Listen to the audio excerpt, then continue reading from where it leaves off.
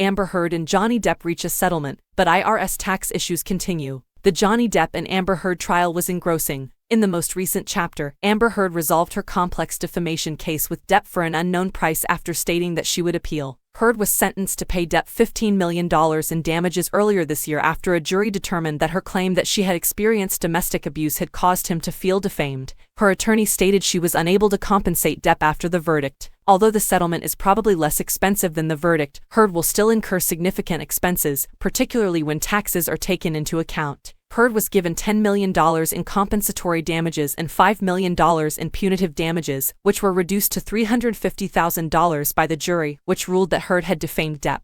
Heard received a $2 million damage award, making the final total before the appeal Depp $10,350,000 and Heard $2 million. Can Heard deduct her expenses from her taxes now that she is paying Depp? I struggle to see how. Even if you are affluent and well-known, most tax returns are not audited. Yet, in order to be eligible for a deduction, you must have a legal basis for an acceptable tax position. Finding one for Amber Heard is challenging. Since her case was personal rather than professional, she most likely cannot deduct the legal settlement she paid to Depp. A tax deduction would have greatly eased the payment if it had been a company expense. Even Heard's legal fees are presumably not deductible from taxes. To add to it, for this dispute, Depp and Heard both incurred significant legal costs. Even while Depp undoubtedly spent more than the other, estimates put his total expenditures at well over $5 million. All legal costs are tax deductible, right? Not really. Depp would contend that he filed